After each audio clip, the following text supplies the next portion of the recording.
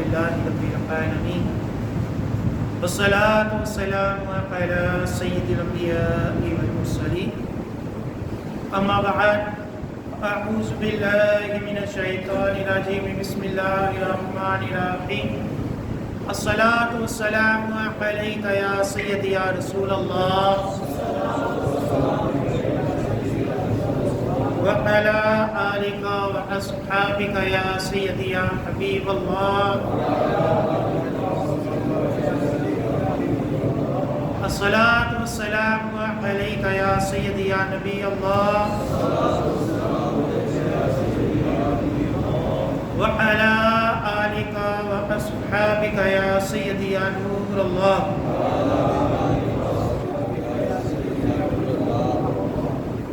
نويت سنة الاعتكاف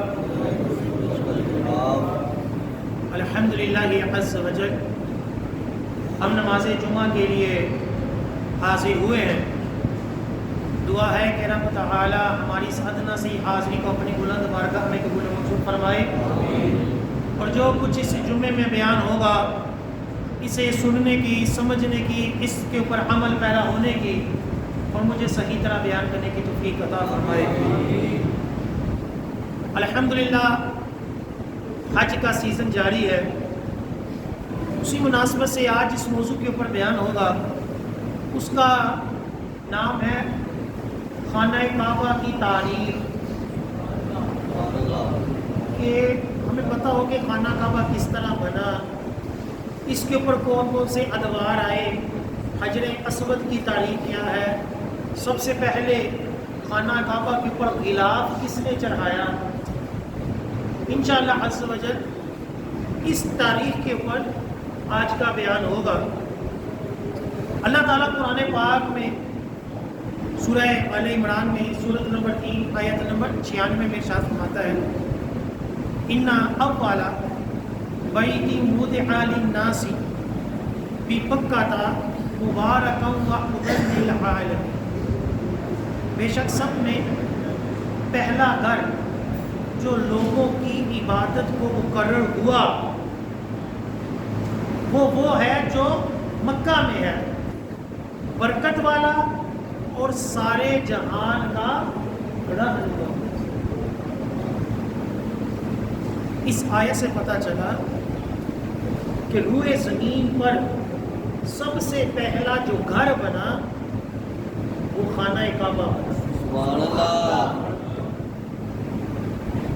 یعنی اگر کوئی تاریخ پوچھے کہ اس روئے زمین میں سب سے پہلے کون سی چیز جو ہے وہ تعمیر ہوئی تو اس کا جواب یہ ہے کہ سب سے پہلے خانہ کعبہ جو ہے وہ تعمیر ہوا.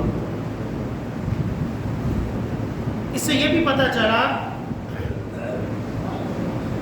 کہ یہ جو آج کل کے شدت پسند ہندو ہیں، پنڈت جو ان کو گمراہ کر رہے ہیں، ان کو شدت پسند بنا رہے ہیں اور سوشل میڈیا کے اوپر ان کی کئی ویڈیوز اس طور پر آ رہی ہیں کہ دنیا میں بلکہ یہاں تک کہ کہتے ہیں کہ خانہ کعبہ بھی جو تھا وہ ہندوؤں کی جگہ پر بنایا گیا. اور ہندوستان میں جتنی بھی قدیم مسجدیں ہیں جو مغلوں نے بنائی ہیں یہاں پہلے مندر تھے. اس وجہ سے وہ اس شدت پسندی کے اوپر ہے کہ ان کو ختم کر کر، مسجدوں کو ختم کر کر ان کے اوپر کیا بنایا جائے، مندر بنایا جائے. بابری مسجد بھی اسی فطرے کا شکار ہوئی ہندوؤں کے اور اس کو گرا کر دوبارہ مندر بنانا ان کے کورٹ نے بھی کہہ دیا. سارے ہندو اکٹھے ہو گئے. ہمارے یہاں سیکولر لبرل جو ہوتے ہیں ان کی رواداری نہیں ختم ہوتی، ان کی ہندوؤں سے بھائی چارے نہیں ختم ہوتے، ان کو مندر بنا دے رہے ہیں اور وہ ہندو سارے مل کر مسلمانوں کی مساجد کو ختم کر رہے ہیں. سرکار صلی اللہ علیہ وسلم کی شان میں بھی گستاخیاں کر کر آگے سے کہتے ہیں جی ہم نے کون سی غلط بات کی، معاذ اللہ سبحان معاذ اللہ.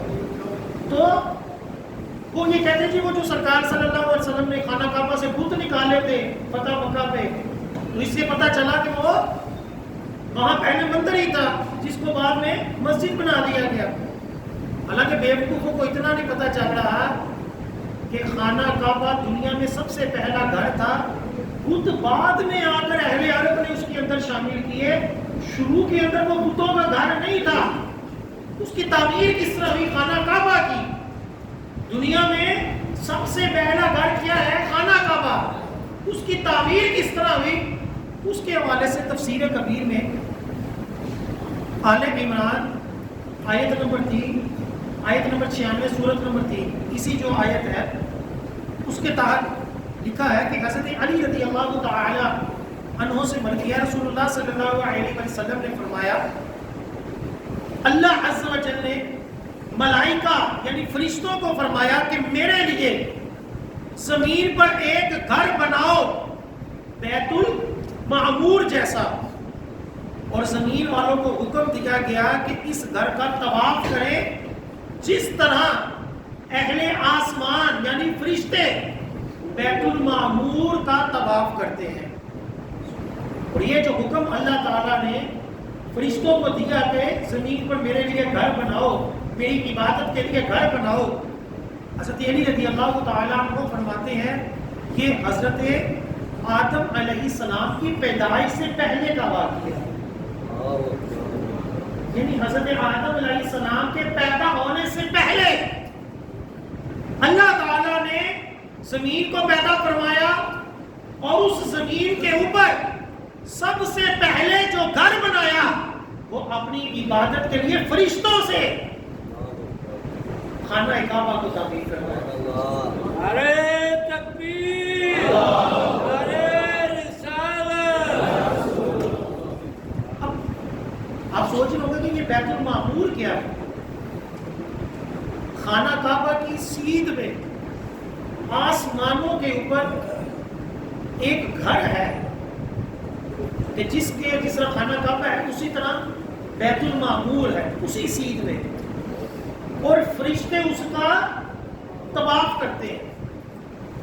ہر روز 70,000 فرشتے اس بیت المعمور کا کیا کرتے ہیں؟ طواف کرتے ہیں۔ جو ایک مرتبہ کر لیتا ہے پھر اس کی قیامت تک دوبارہ باری نہیں آتی۔ جب دنیا میں حضرت آدم علیہ السلام تشریف لائے تو آپ کو وحشت ہوئی، تو دل نہ لگنا کہ جنت سے آئے تھے دنیا میں کیسے دل لگتا؟ اللہ عز و جل نے آپ کی وحشت کو دور کرنے کے لیے آپ کو خانہ کعبہ کا طواف کرنے کا فرمایا۔ یہ بیت اللہ جو تھا پھر حضرت آدم علیہ السلام اور ان کی اولادوں میں مرکز رہا کہ اس کا طواف ہوتا رہا۔ جب حضرت نوح علیہ السلام کی قوم کے اوپر طوفان آیا پانی کا، اللہ عز و جل نے بیت اللہ کو 7ویں آسمان پر اٹھا لیا۔ یہ تفسیر کبیر میں لکھا ہے۔ ایک وقت میں 70,000 فرشتے اسی خانہ کعبہ کا آسمانوں میں بھی طواف کرتے تھے۔ جب حضرت نوح علیہ السلام کا طوفان جو تھا وہ ان کی قوم جو تھی وہ ہلاک ہو گئی، ختم ہو گیا، تو حضرت ابراہیم علیہ السلام نے انہی بنیادوں کے اوپر جس کی نشاندہی حضرت جبرائیل امین علیہ السلام نے کی، انہی بنیادوں کے اوپر دوبارہ خانہ کعبہ کو تعمیر کیا۔ یعنی یہ جو ہم کہتے ہیں کہ حضرت ابراہیم علیہ السلام نے حضرت اسماعیل علیہ السلام کے ساتھ مل کر خانہ کعبہ کا طواف کیا، خانہ کعبہ کو تعمیر کیا، اور حجر اسود اور دیگر چیزیں اس کے اندر نصب ہوئی بعد میں، اور وہ پتھر جس کے اوپر کھڑے ہو کر حضرت ابراہیم علیہ السلام اس گھر کو تعمیر کر رہے تھے، جو دیوار اونچی ہوتی تھی پتھر بھی خود بخود اونچا ہو جاتا ہے۔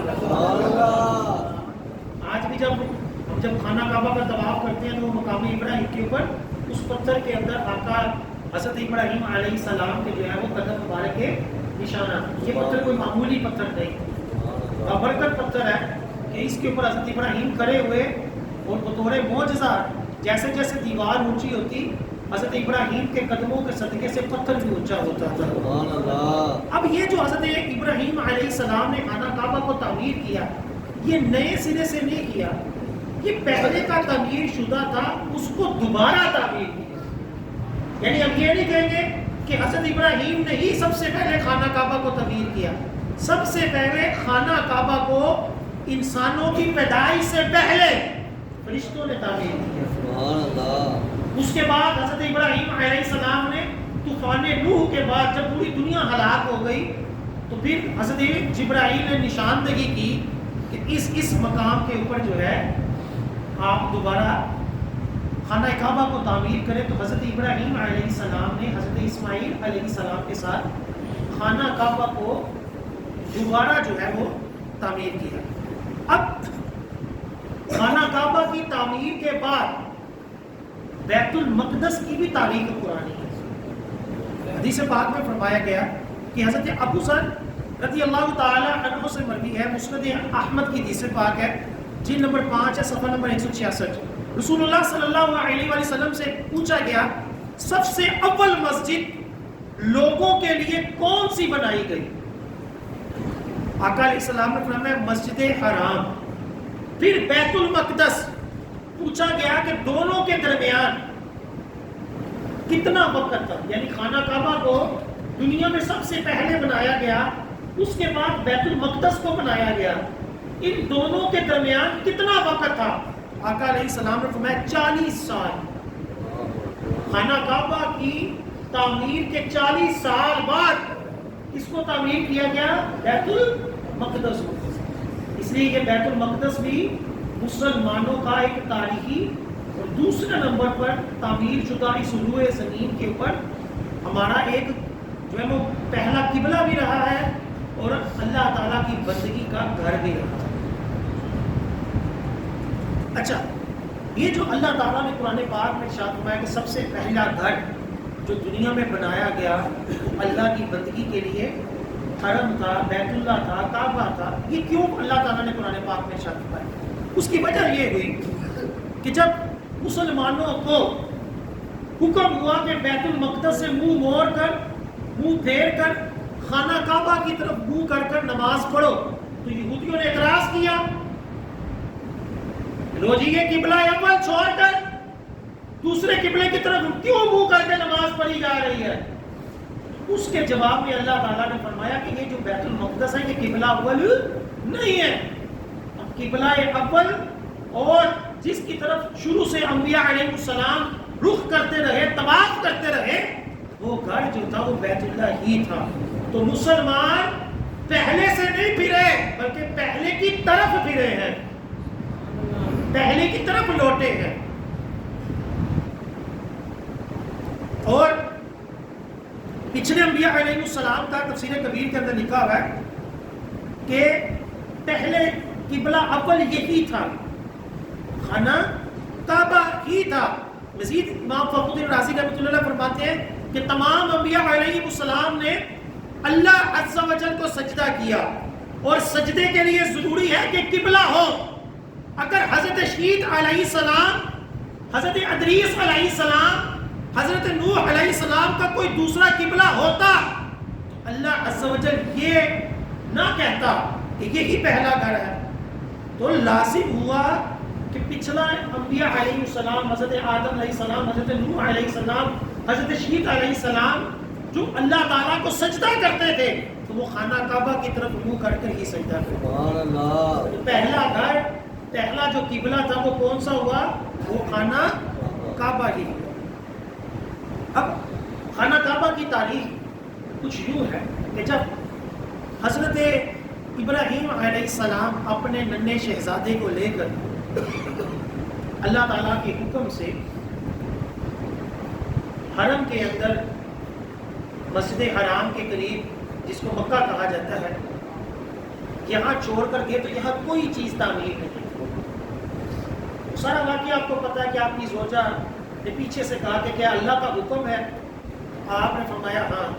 تو پھر آپ کی زوجہ حضرت حاجرہ نے فرمایا کہ پھر اللہ تعالیٰ ہمیں ہماری حفاظت فرمائے گا، ہمیں نامراد یا ہمیں ناکام نہیں فرمائے گا. اللہ تعالیٰ کے اوپر توکل تھا.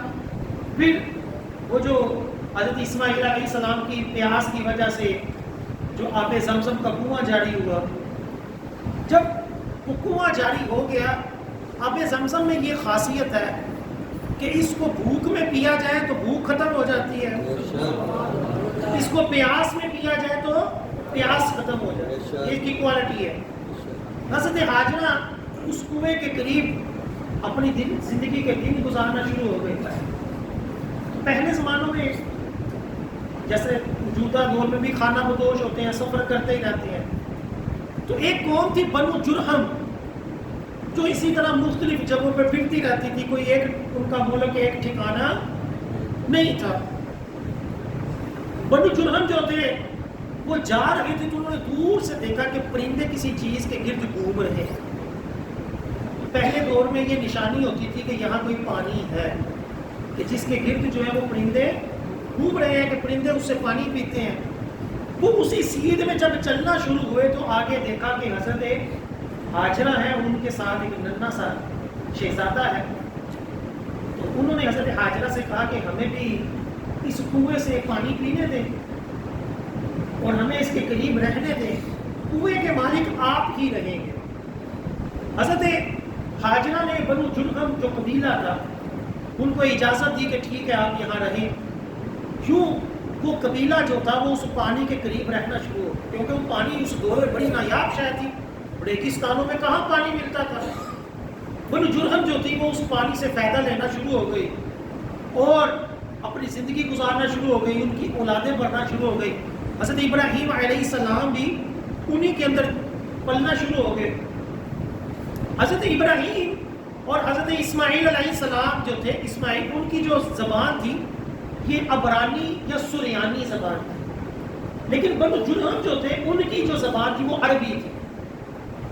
حضرت اسماعیل علیہ السلام ان کے اندر جب پلے بڑے ہوئے تو حضرت اسماعیل علیہ السلام کی زبان بھی کیا ہو گئی؟ عربی ہو گئی. عربی بولنا چاہنا شروع ہو گئے. اور بنو جرہم ہی میں حضرت اسماعیل علیہ السلام نے پہلا نکاح کیا.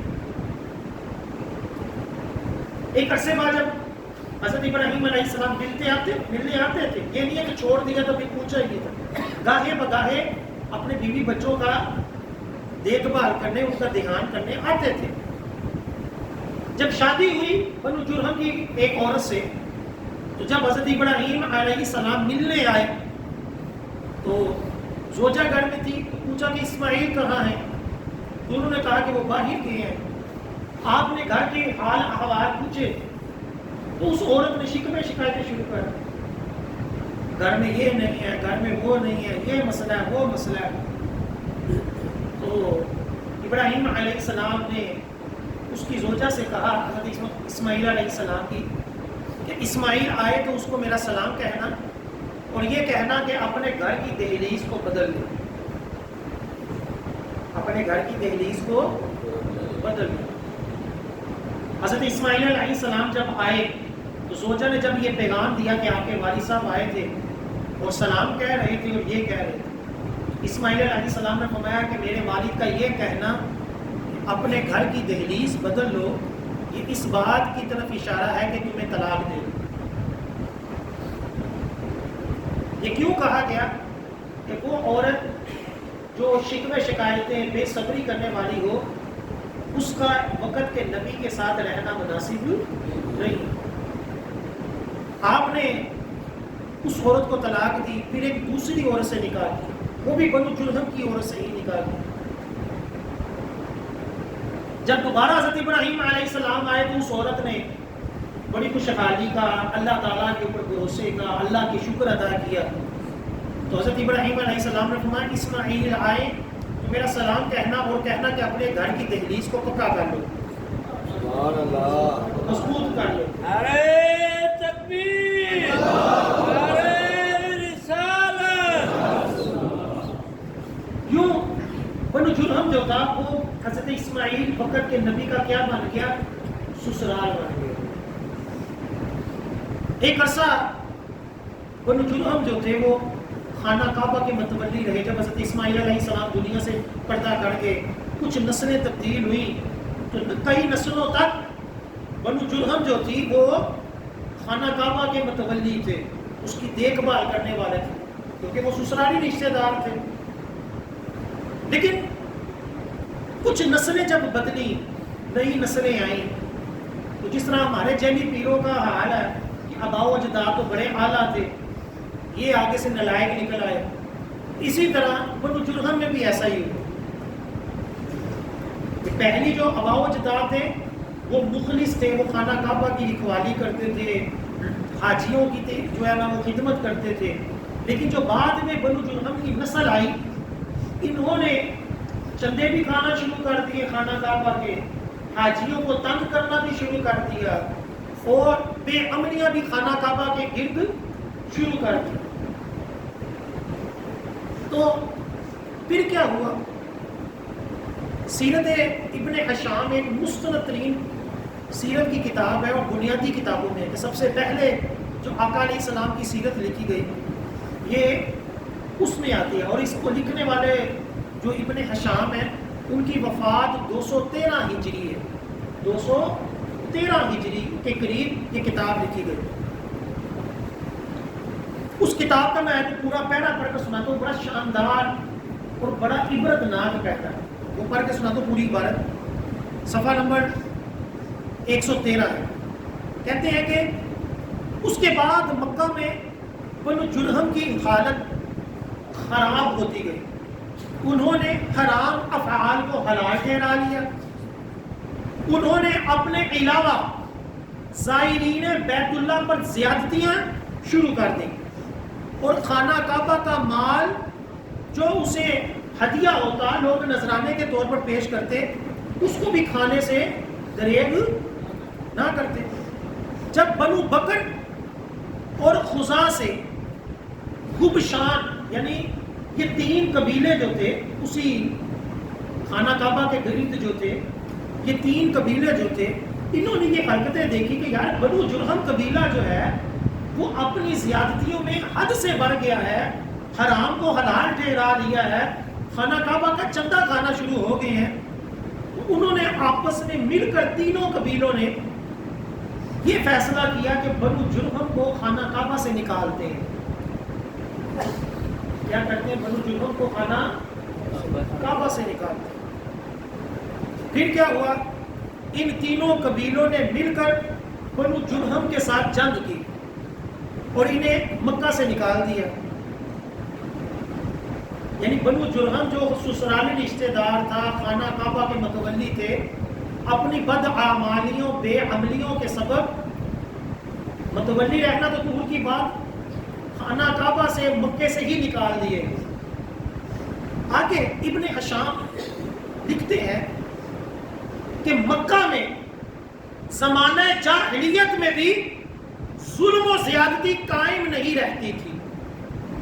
یہ کون لکھ رہے ہیں؟ ابن ہشام، کہ مکہ میں اسلام کے بعد تو بڑی دور کی بات ہے، زمانہ جاہلیت میں بھی خانہ کعبہ کی یہ شان ہے کہ یہاں ظلم و زیادتی زیادہ دیر تک قائم نہیں رہ سکتی۔ آپ فرماتے ہیں جو بھی ایسا کرتا ہے اسے مکہ سے نکال دیا جاتا ہے۔ پھر فرماتے ہیں اس مکہ کو ناسا بھی کہا جاتا ہے، کوئی بادشاہ اس کی حرمت کو حلال نہیں سمجھتا مگر یہ کہ وہ ہلاک ہو جاتا ہے۔ اور اس مکہ کو بکہ بھی کہا جاتا ہے کہ جو اس میں کوئی غیر شرعی عمل شروع کرتا ہے اسے مغلوب کر دیا جاتا ہے۔ یعنی اس پوری عبارت سے ہمیں کئی چیزیں پتہ چلی۔ سب سے پہلے یہ پتہ چلا کہ آپ کی نسبت جتنی مرضی اچھی ہو، جتنی مرضی مضبوط ہو، آپ ولیوں کی بھی اولاد ہوں، لیکن جب بے عملی آئے گی، جب بندہ جو ہے وہ ولیوں کی گدی نشین ہو کر یا کسی مسجد یا کسی مدرسے کا متولی بن کر اپنی ظلم و زیادتیوں کو شروع کرے گا، مسجدوں کی مدرسوں کے تقدس کو پامال کرے گا، اس کے چندے کھائے گا، تو دنیا میں بھی ذلیل ہوگا اور آخرت میں بھی ذلیل ہوگا۔ خانہ کعبہ میں تو یہ بالکل واضح ہے، ہم اپنے بھی ارد گرد کے کئی لوگوں کو دیکھتے ہیں ذلیل و خوار، جو انتظامیہ مسجد کے چندوں کے ساتھ خرد برد کرتی ہے، زیادتیاں کرتی ہیں، نمازیوں کے ساتھ بدسلوکی کرتی ہیں، وہ بھی ذلیل ہوتی ہے. جو کسی وقف کے ادارے کے اوپر قبضہ کر لیتے ہیں بعد میں وہ بھی عبرت کا نشانہ بنتے ہیں. کیوں کہ یہ چیزیں ایسی ہوتی ہیں کہ جس کی اللہ تعالیٰ کی پہلے تو حقیقی مالک اللہ ہی ہے، مجازی ملکیت ہماری ہوتی ہے، لیکن جب بندہ وقف کر دیتا ہے تو وہ ہر لحاظ سے اللہ تعالیٰ کی ملکیت ہو جاتی ہے. اس کے اندر جو زیادتی کرتا ہے وہ رب تعالیٰ کے ساتھ ایک قسم کی جنگ کر رہا ہے. اسی لیے اللہ تعالیٰ نے اگر ہمیں کسی مسجد کا متولی بنایا، کسی مدرسے کا متولی بنایا، کسی اسپتال کا، کسی اور قبرستان، کسی بھی جگہ کا، تو ہمیں اس میں بڑی احتیاط کرنی. یہ نہیں ہے کہ مسجد کے چندے لوگوں کو قرض دیا ہوا ہے تو انہوں نے اپنے کاروبار میں پیسے لگائے ہوئے ہیں. اس طرح کے کئی کیس ہیں. مدرسے کے اندر اپنے گھر کا سامان رکھا ہوا ہے، مسجد کے اوپر فلور ڈال کے لوگوں کو کرایہ دیا ہوا ہے، مسجد کو شہید کر کے اس کی دکانیں بنا دی ہیں مارکیٹ کے اندر. اتنی حرام خوری ہے. اور مفتی سے کسی مولوی سے مسئلہ پوچھنے گوارا نہیں ہے. خانہ کعبہ میں اتنی بڑی نسبت رکھنے والے کہ وقت کے نبی کے سسرالی رشتے دار جن کے اندر حضرت اسماعیل علیہ السلام کی اولاد ہوئی، لیکن جب انہوں نے بھی خانہ کعبہ کے ساتھ زیادتیاں کی رب نے ذلیل کر دیا. پھر آگے ابن حشام بڑا پیارا حقیقی بات کہتے ہیں کہ جو بھی خانہ کعبہ کے اندر آج بھی ظلم و زیادتی کرے اللہ تعالیٰ اس کو ذلیل کر دیتا ہے، اس کو نامراد ٹھہراتا ہے. ابرہا بادشاہ جو تھا، جو ہاتھی لے کر خانہ کعبہ کو شہید کرنے آیا، اللہ تعالیٰ نے ابابیل کے ذریعے اس کو ہلاک کر دیا. یزید جس نے خانہ کعبہ کے اوپر حملہ کیا حضرت امام حسین کی شہادت کے بعد اور خانہ کعبہ کا غلاف جلا دیا، خانہ کعبہ کی دیوار کو توڑ دیا، چند عرصے بعد وہ بھی ذلیل و خوار ہو گیا، رہتی دنیا تک عبرت کا نشان بن گیا.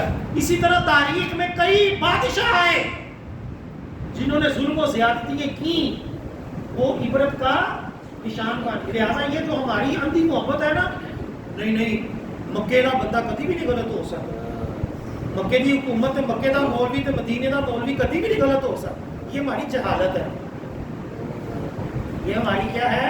جہالت ہے. جس طرح ہماری یہ جہالت ہے نا کہ پیر کا پتر ہمیشہ پیر ہی ہوئے گا، تو پیر کا پتر بڑی پہنچی شہ ہے، تو مولوی کا پتر بھی مولوی ہوئے گا. یہ کوئی ثابت نہیں، یہ اللہ کی عطا ہے.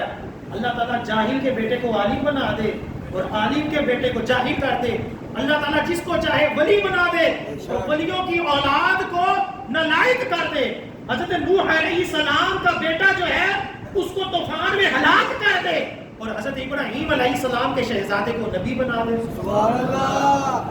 یہ نعرہ تکبیر، نعرہ رسالت، نعرہ حیدری، نعرہ توقیر. لہٰذا کبھی بھی کوئی فارمولہ نہ بنایا جائے کہ بس جی یہ بندہ کبھی غلط نہیں ہو سکتا یا فلاں علاقے کا بندہ غلط نہیں ہو سکتا. خانہ کعبہ کے مدینے کے مولوی جو کرتے ہیں وہ ہمیں پتہ ہے، جو جس طرح جو پوری دنیا کے مسلمانوں کو مشرک کے فتوے دیتے ہیں ہمیں پتہ ہے.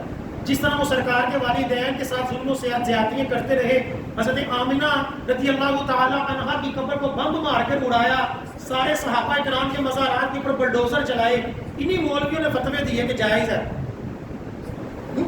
گنبد خضرا کے اوپر جنہوں نے گولیاں چلوائیں ہمیں پتہ ہے، ساری تاریخ پڑھی ہم سے پوچھو. لہٰذا کبھی بھی یہ نہ جملہ بولو کہ بس جی مکے کے مولوی کچھ نہ کرو. جو غلط ہے چاہے دنیا کے کسی بھی مسجد کا مولوی ہے وہ غلط ہے، جو غلط ہے کسی بھی پیر کی اولاد ہے وہ غلط ہے. ہمارے سامنے جو معیار ہے وہ قرآن و حدیث ہے، بس اس کے علاوہ کوئی معیار نہیں ہے.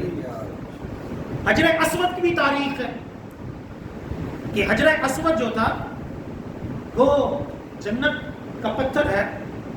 اخبار مکہ میں حضرت ابن عباس رضی اللہ تعالی عنہ سے مروی ہے کہ زمین میں رکن اسود اور مقام ابراہیم کے سوا کوئی چیز جنت کی نہیں.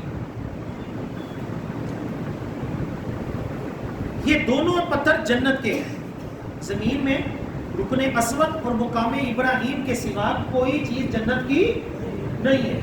یعنی مقام ابراہیم جس کے اوپر کھڑے ہو کر حضرت آدم علیہ السلام نے خانہ کعبہ کو تعمیر کیا وہ پتھر، اور حجر اسود، یہ دونوں پتھر کس کے ہیں؟ یہ جنت کے ہیں.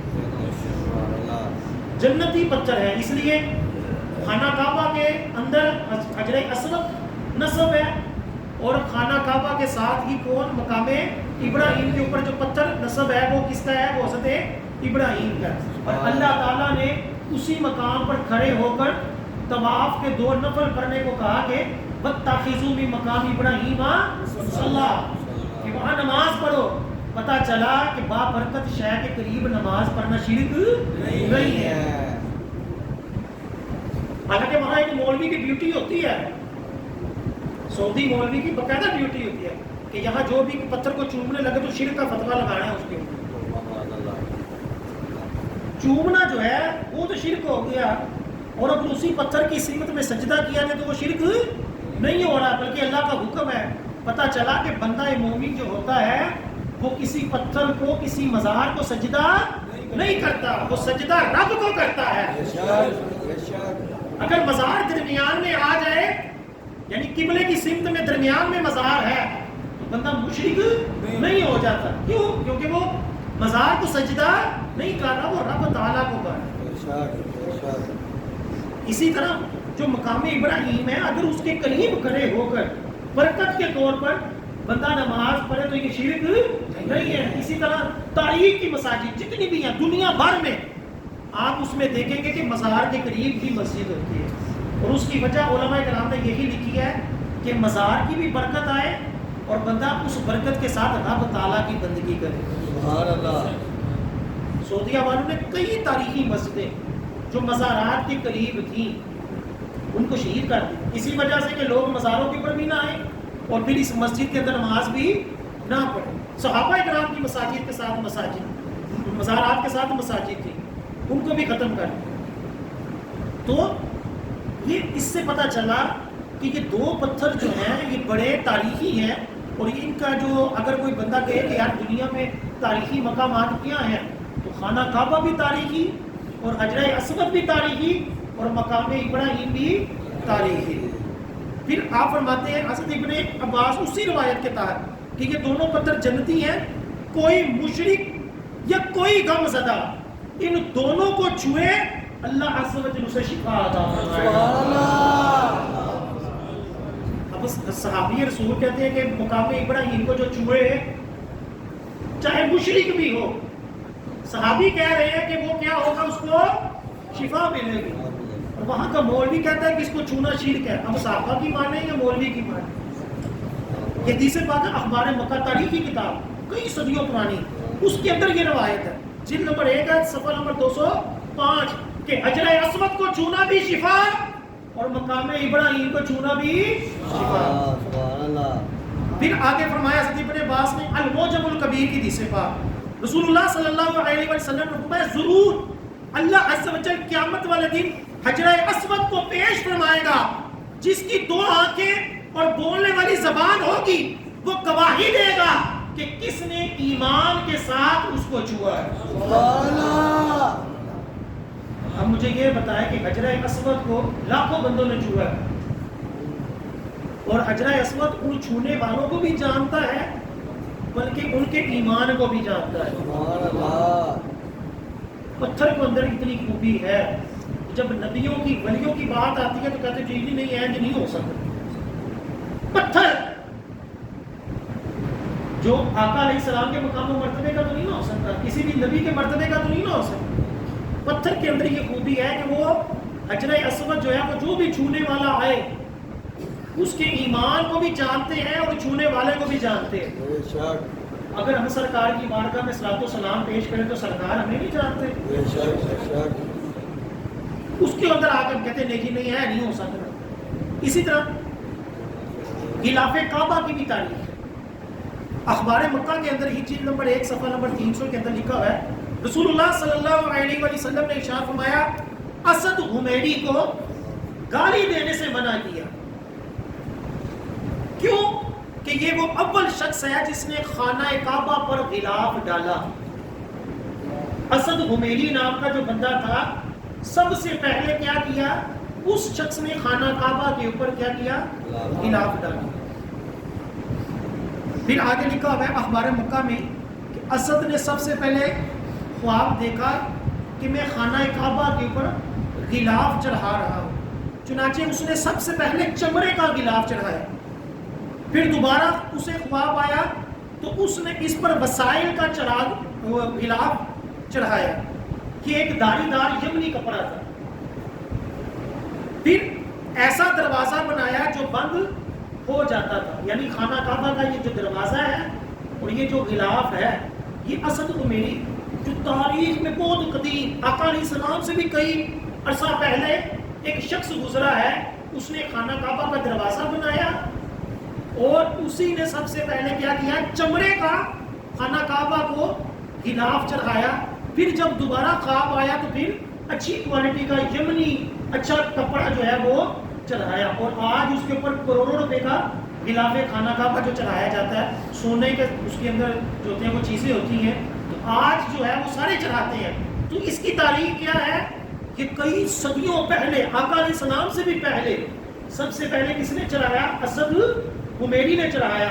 اگرچہ اس کا اسلام لانا ثابت نہیں تھا، لیکن چونکہ اس نے خانہ کعبہ کی تعظیم کی، خانہ کعبہ کے اوپر غلاف چڑھایا، تو آقا علیہ السلام نے کیا کہا؟ اس کو گالی نہ دو، اس کو برا بھلا نہ کہو۔ یعنی پتہ چلا کہ بندہ جو ہے اگر اسلام کی تقدس والی شے کی ادب کرتا ہے، حفاظت کرتا ہے، اللہ تعالیٰ دنیا میں بھی اس کو جزا دیتا ہے، اور اگر مسلمان ہو تو دنیا بھی صبر گئی اور آخرت بھی صبر گئی، اور اگر کافر بھی ہو تو اللہ تعالیٰ ادب کے سبب اس کو دنیا میں اس کی جزا دے گا کہ لوگ اس کو اچھے لفظوں سے یاد کریں گے۔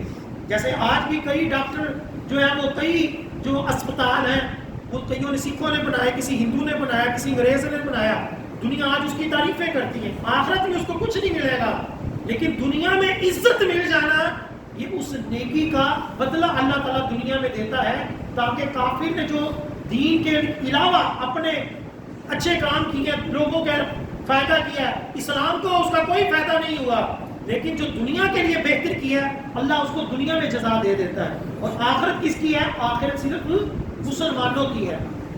اسی طرح خانہ کعبہ کی دعا کے بارے میں بھی حضرت ابراہیم علیہ السلام نے دعا کی کہ لوگوں کے دل اس کی طرف مائل کر، ان کو رزق دے۔ آج خانہ کعبہ میں الحمدللہ ہر طرح کا رزق دیا جاتا ہے۔ اسی طرح خانہ کعبہ کی زیارت جو تاریخی مقام ہے، اس کی زیارت کی فضیلتیں بھی حدیثوں میں آتی ہیں کہ 120 رحمتیں خانہ کعبہ کے اوپر روزانہ نازل ہوتی ہیں، 60 اس کا طواف کرنے والے اور نماز پڑھنے والے، اور 60 جو ہے وہ 40 جو ہے اس کا طواف، 60 جو ہے اس کا کیا ہے نماز اس کی طرف پڑھنے والے، 60 اس کا طواف کرنے والے، اور جو 20 ہیں فقط اس کی زیارت کرنے والے کو اللہ تعالیٰ عطا فرماتا ہے۔ اللہ تعالیٰ ہمیں بار بار مکہ مدینہ کی باادب حاضری نصیب فرمائے، مقدس مقامات کا ادب و احترام کرنے کی توفیق عطا فرمائے، ہماری نسلوں کو بھی عاشق رسول اور باادب بنائے، آمین ثم آمین۔ ابھی اذان ہوگی، اس کے بعد آپ سنتے ہیں۔